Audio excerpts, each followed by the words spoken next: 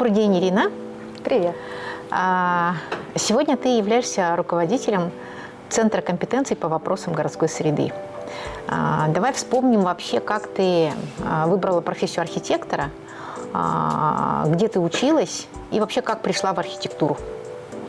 В архитектуру я пришла, конечно же, глядя на красивые журналы. Если вспомнить совсем детство, у меня на самом деле родители механики. То есть мехмат, сопромат, это вот их технари все. Больше, да? Они технари, они математики. Вот. Но у меня бабушка, она швея, она всю жизнь работала швеей в театре. Дедушка у меня, можно сказать, столяр, строитель. Он построил большое количество домов. Ну, значит, были какие-то мебель, уже. Да. И то есть я росла в этом окружении, что у меня дед строил красивые там изделия из дерева, мебель. Вот. Ну, они были такие люди с золотыми руками. То есть за все, что они брались, они делали все идеально, красиво.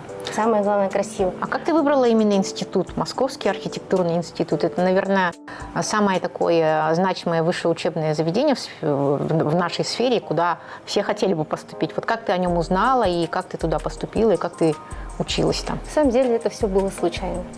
Я после школы, я училась в физмате и думала, что я, наверное, стану экономистом. Но все тогда поступали на экономистов, и мне показалось, ну нет, что-то неинтересное, мне хочется креатива. Я думала уже, может, я на модельера поступлю. Но все известные даже модельеры, дизайнеры, они архитекторы по образованию. Поэтому я выбрала такой фундаментальный вуз, можно сказать, ткнула пальцем. Самый сложный, самый тяжело поступаемый. Вот. Ну и поступила, конечно же, не с первого раза, со второго раза. Ну, то есть уже осознанно ты выбрала себя? Я готовилась, потому что без подготовки туда невозможно поступить. Ну и сразу после окончания вуза ты, получается, вернулась в Якутск. Да, я закончила в 2008 году и приехала. У меня был договор трехсторонний по окончанию учебы, все студенты, то есть ты через департамент поступала? Да. На самом деле я поступила на общих основаниях, но я пользовалась теми благами тех студентов, центровузников. Я получала стипендию нашу, якутскую, республиканскую. За меня оплачивали проживание, перелеты. Вот. Ну и смотри, у нас исследование, да, оно касается, во-первых, развития города Якутска. Понятно, что город Якутск не совсем в границах города, то, как это отражается и на городах и селах нашей республики.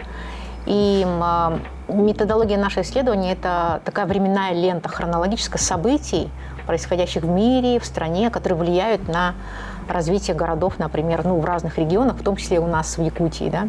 Вот как ты думаешь, ты когда пришла работать и попала в один из крупных проектных институтов, а в то время у нас были 3 крупных института, да? Граждан-проект, Золото-проект и Агропром-проект.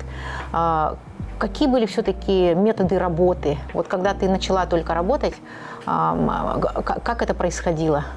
Ну, это было чуть позже. Тогда были Якут-проект, Саха-проект и это 2008 год, да? Да, в 2008 году самыми такими крупными, наверное, проектными организациями были 3, наверное, основных. Вот. Я попала к Федору Ильичу Шишигину, Ивановой Елене Акентьевне, это мои учителя. Каемова Антонина Петровна, тоже очень сильный конструктор, которые натаскали меня на рабочих чертежах. И тогда методика была немного другая. Тогда был, можно сказать, госзаказ, надо было строить школы, социальные объекты, и давалось техзадание. Собственно говоря, и сейчас же есть госзаказ. Да, но мы их сами прорабатывали, все это. Были тогда конкурсы, тогда не было тендеров, были конкурсы. Это тоже очень важно, потому что была конкуренция. Мы проектировали, то есть у нас было творчество, не только рабочее проектирование. Вот. Потом это все как-то поменялось настолько, что от творчества ничего не осталось, мне так казалось.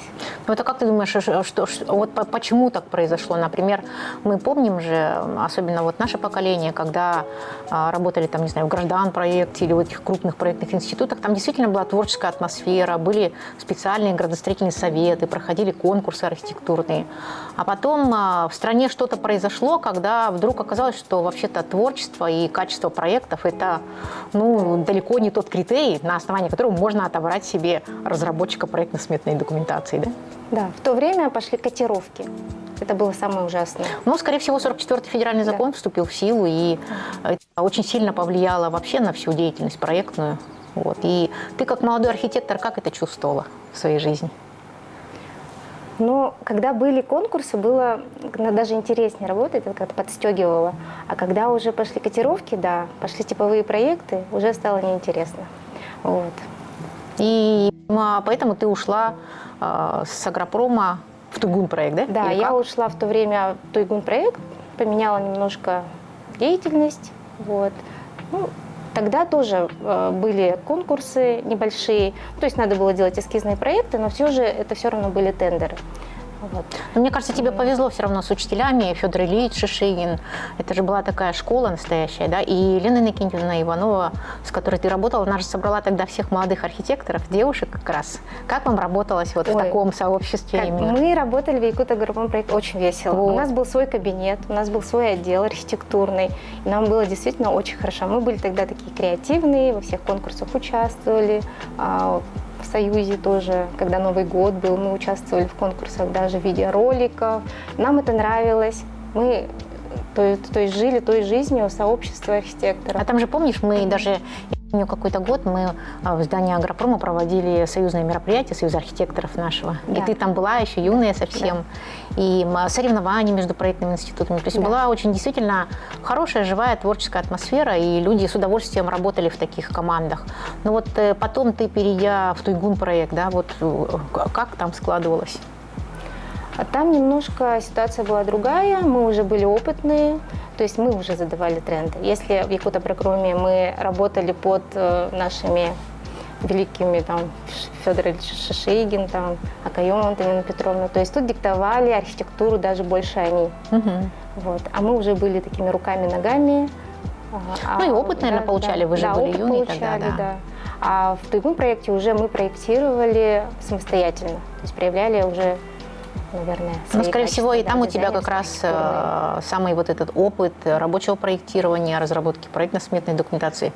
Ты разделом АР исключительно занималась? Вот, как я пришла в Якут-агропром проект в 2008 году, мне доверили участвовать в конкурсе транспортного техникума. Мы его выиграли, и я начинала с экстерьера, с дизайн-проектов, трехмерных изображений самого вот конкурсного эскиза и заканчивая уже рабочкой. И здесь уже меня натаскали они, наверное, на рабочей Это документации. один из крупных объектов в поселке Да. Нижние Бестяхи. Сегодня он действует, является действительно, ну, как бы центровым таким объектом. Да, а в Туйгун проекте одним из таких крупных объектов у нас была школа в селе Петровка и детский сад. То есть это была комплексная тогда застройка сельского поселения. Вот. Но потом ты, наверное, как молодая женщина, родила детей, ушла в декрет. Как потом складывалась твоя профессиональная карьера? Когда у меня случилась вторая беременность, я решила уйти во фриланс. Я работала на себя, проектировала пятую школу «Пристрой», между прочим, в городе Якутске. Тоже один Да. из интересных современных объектов. Да, начиная от эскиза, заканчивая рабочкой, экспертизой. Вот. И мне тогда вот понравилось очень новое направление – проектирование общественных пространств. Тогда на меня вышел Иван Кычкин, и мы вместе с ним проработали эскиз сквера ямщиков в городе Якутске. Ну, я вообще хочу сказать, что именно этот объект, он один из самых качественных, и роль именно опытного архитектора, она прям там видна, потому что мы же тогда все только начинали сферу благоустройства осваивать, да, и очень много критики получаем от общества, что вот там объекты не очень качественные, быстрые, но вот те павильоны, которые ты прям как архитектор, да, с Ирой Афанасьевой, да, как конструктором, Да. планировали. У нас конструктор Леонид был. Леня Леня. Сукулов, да. Вы прямо сделали настолько прочно, что, к сожалению, даже несмотря на то, что сегодня плохо эксплуатируется территория, объекты очень прочные, стоят, они такие же практически, как вот в самом начале ввода объекта. Это уже сколько лет прошло? Уже 4, наверное. Если, да, 4 года. время очень быстро летит. Но я помню, вот именно когда на этом объекте вы с Иваном вели этот проект, вообще всегда, когда Центр компетенции мы создавали, задача была найти людей, как бы горящих изнутри, да, желающих менять, и как бы независимо от того, там, сколько платят. Я помню, что там объект был совсем недорогой, но вот твое отношение тогда меня очень впечатлило, и вот ты положительно отреагировала на мое предложение возглавить Центр компетенций. Как ты думаешь, вот наш Центр компетенций все-таки, какова его роль вообще в целом в развитии архитектуры не только в городе Якутске, но и в республике? Мне кажется, становление архитектуры именно якутской, в этом как раз-таки помогло управление архитектурой, которое тогда еще в 2018 году было создано. И, конечно же, огромную роль внесло еще создание Центра компетенций. Потому что наш центр, он, можно сказать, помогал не только с проработкой проектов, он и обучал, он внедрял новую методологию проектирования. То есть архитекторы сейчас уже проектируют по новым современным методике новой современной, да, и прорабатывают очень качественные и отличные проекты именно с вовлечением жителей. А откуда вообще вот эти методологии, то есть именно что влияет на то, что Центр компетенции работает именно на этой методологии? Где вот эта насмотренность развивается? Откуда, например, команда Центра компетенций берет эти тренды, методики? И делаете ли вы сейчас какие-то уже свои методические разработки?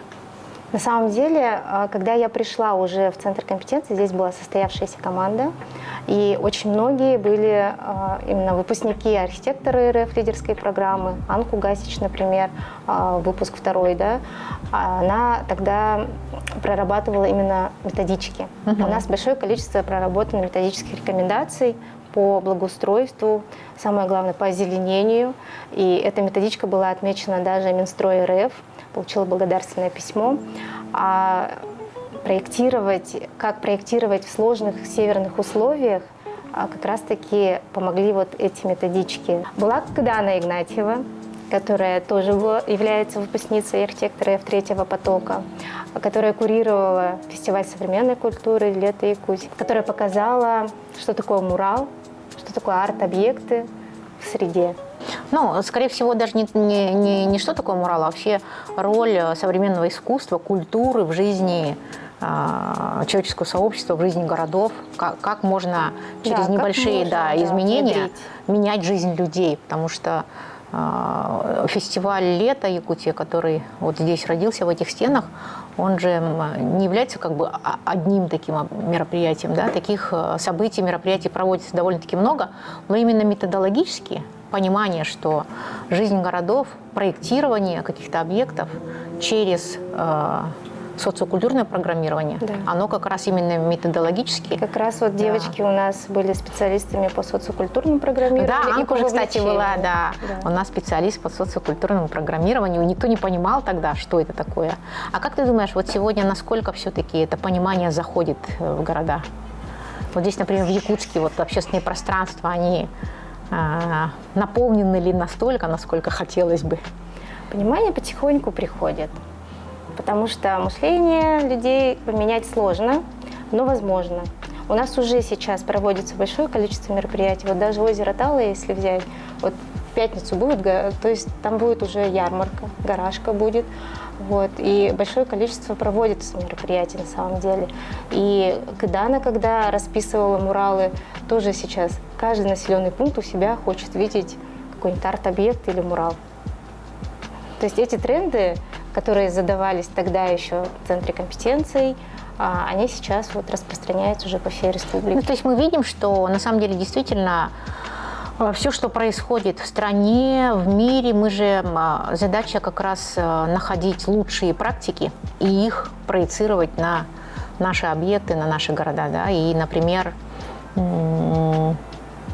проект реализуемый вот сейчас, дизайн-код проспекта Ленина, это, наверное, такой, как это, революционный проект, который очень долго шел, сложно шел, но сегодня жители Якутска и жители республики видят явные изменения. Вот здесь Центр компетенций какую роль играл именно в этом проекте? В 2020 году у нас уже дизайн-код, да, был проработан. Тогда еще никто не понимал, почему студия Артемия Лебедева за какие-то многомиллионный там контракт разработала, что за дизайн-код, что за код, все смеялись. Вот. На самом деле мы тогда шли, наверное, в тренде, и вообще вот как в Москве был проработан дизайн-код, и сразу же мы подхватили вот это веяние, этот тренд, и у нас уже тогда был разработан он. А сейчас во всех городах России крупных он внедрен. И у нас, наконец... внедряется, тоже внедряется, не сказать, да, что сложно. прямо легко. Так же сложно, как и у нас, но, наверное, кроме Москвы и в других городах Но мы довольно-таки были сложно. готовы к тому, что вот сейчас у нас уже есть готовый документ, мы его можем реализовать. И благодаря, наверное, вот играм «Дети Азии» у нас в этом году и получилось. Расскажи, как вот этот тренд был подхвачен, например, в селах Якутии? Какие села сразу прямо выстроились в очередь, хотели дизайн-код заказать, и с какими селами сейчас Центр компетенции вообще работает, не только с городами? Ну, одним из первых дизайн-кодов в селе Бердигистяк был, да. И тогда вот они показали этот пример внедрения, проработки. И тогда уже действительно все села, увидев, что такое возможно, и это очень доступными способами можно сделать, все захотели так же. Потому что, понимая, что облик тоже влияет и на население, на людей, они быстро подхватывают эти веяния. Ну и самое интересное, все-таки методологический центр компетенций задает, условно говоря, какие-то принципы, стандарты, инструменты. И эти инструменты очень активно потом используют. То есть дизайн-коды, помнишь, мы разрабатывали на средства фонда будущих поколений, а потом, поняв, что это очень интересный, эффективный инструмент, муниципалитеты сами за свои уже средства начали выходить на наших разработчиков и активно заказывать такие проекты. Сейчас действительно муниципалитеты уже сами прорабатывают, сами заказывают дизайн-коды, мастер-планы, проекты благоустройства. проекты, да. Потому что, к сожалению, понимание, вот, например, что малые проекты, они могут влиять вообще на жизнь людей, оно же приходит очень медленно. И кажется, что проект благоустройства, ну, это такой, там, красоту какую-то небольшую сделать. А вот сейчас, например, мы зашли уже в крупные, да, такие инструменты, например, мастер-планирование. Вот ты сейчас как руководитель Центра компетенций, когда работаешь со своей командой, с командами городов и сел республики, что является, как бы, вот, ну, главным, наверное, принципом вообще мастер-планирования? Это же совсем не архитектура, собственно говоря. Это, конечно же, сейчас не архитектура, это больше про экономику, но это влияет в целом на облик, на, скажем, качество жизни, на комфортные условия. Вот. Поэтому главы сейчас уже понимая, что они уже, поняв, что они могут строить проекты благоустройства, реализовывать их за 2 года, то есть это быстрые победы, а мастер-план – это все-таки стратегия пространственного развития, они уже планируют будущее для населения. Ира, вот какие все-таки сейчас Центр компетенций начинал свою работу как бы именно со сферы благоустройства, да? А какой фронт работ сейчас еще, вот, например, проекты благоустройства, дизайн-коды, мастер-планы мы с тобой разобрали. А какое направление деятельности сейчас еще у Центра компетенций, кроме этого, более широкое, более масштабное? Мы можем сейчас помогать прорабатывать уже предпроектные работы социальных объектов. То есть социальные объекты, если раньше это было просто строительство, необходимость, да, а сейчас это можно проработать и совместно с прилегающей территорией, это будет и благоустройство, и интерьерные решения, экстерьерные решения. То есть здесь уже комплексные подходы пообъектно. Если мы раньше делали небольшие проекты благоустройства, то сейчас мы переходим на объекты капстроя. Ну и понятно, что сегодня уже влияние на это имеет в том числе и законодательство. Например, принятие в сентябре, по-моему, 2023 года в градостроительный кодекс пункта об обязательном согласовании архитектурно-градостроительного облика, оно сегодня все-таки побуждает уже всех собственников, заказчиков обращаться к архитекторам больше. Вот как ты считаешь, сегодня запрос на архитектуру стал больше? Да, сейчас стал запрос именно на качество. На качество, на комплексность, не только красота, на самом деле. Ну и, наверное, последний вопрос. Все-таки для того, чтобы больше продвигать эти идеи, больше как бы задевать людей, расширять границы своего влияния, да, сегодня, например, вот я знаю, готовится самое крупное событие в сфере архитектуры и дизайна. Можешь рассказать об архитектурной премии ЕГЭ, каковы задачи этой премии и что, например, дает эта премия людям и вообще она какую цель преследует? Премия ЕГЭ у нас проводилась в 2022 году. Впервые тогда мы провели, показать, конечно же, масштаб вообще перемен в нашей республике, какие у нас новые объекты вводятся, какого качества, к чему нужно стремиться. Вот. А сейчас, в этом году у нас будет вторая уже премия, и мы также сейчас готовимся, собираем лонг-лист объектов. А ты видишь результаты вообще вот от первой премии? Прошла первая премия, показали практики, лучшие там объекты. Что-то сдвинулось вообще в сфере? Люди начали все-таки как-то понимать, что именно с архитекторами, с дизайнерами, с профессионалами можно делать гораздо более качественные, более комплексные объекты, и гораздо быстрее, эффективнее влиять на преобразование облика. Да, сейчас и главы, и заказчики уже прислушиваются к мнению архитекторов. Повысился статус архитектора, проектировщика, строителя, дизайнера. То есть уже больше стали обращаться к профессионалам, потому что только в команде можно создать действительно значимые объекты. Скажи, что запрос запросом, но архитекторы должны соответствовать этим запросам. То есть уровень понимания, уровень знаний у архитекторов, конечно, должен быть теперь гораздо выше, еще больше ответственности.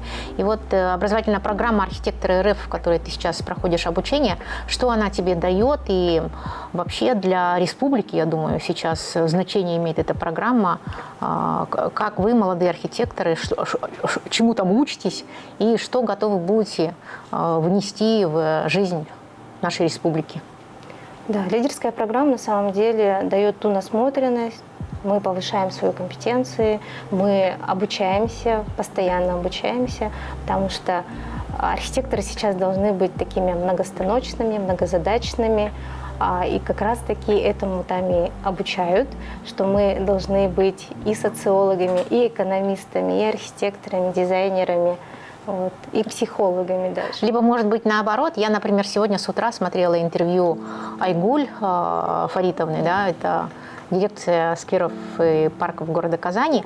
Она оказалась вообще из сферы там чуть ли не финансовой, по-моему, она совершенно из другой сферы. Люди приходят в тему развития городов и абсолютно на одном языке разговаривают с архитектором. Мне кажется, программа «Архитекторы РФ», она про это, что суть архитектуры, значимость архитектуры, если донести до каждого, до любой сферы, то эта междисциплинарность, она может быть действительно влиять на понимание того, что архитектура все равно должна быть в основе, надо обращаться к архитекторам.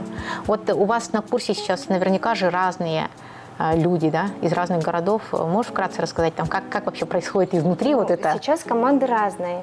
Есть муниципальные служащие, есть главы, есть главные архитекторы, есть социологи, вообще экономисты, даже есть транспортники. Географы, по-моему. Географы, да. С этого года, да, с прошлого даже года начали набирать уже из разных сфер, то есть людей, которые болеют урбанистикой, архитектурой. И даже у нас в Центре компетенции в команде же есть не только архитекторы, у нас разные специальности, люди работают. И мне кажется, это хорошая тенденция, когда архитектура захватывает больше границ, да, расширяется. И если люди болеют архитектурой, то и, собственно говоря... Цели и задачи у всех были общие. И хочется, Ира, пожелать тебе, как человеку, который сейчас прямо во всем этом живет. Мне кажется, очень интересное время сейчас, именно творческих достижений, больше объемов, охватов, ищите новые инструменты. И мне кажется, команда, которая была создана еще по поручению главы, сегодня оправдывает все ставки, которые были поставлены на Центр компетенций. Успехов вам в творчестве. Спасибо. И побед. Спасибо большое. Спасибо вам большое.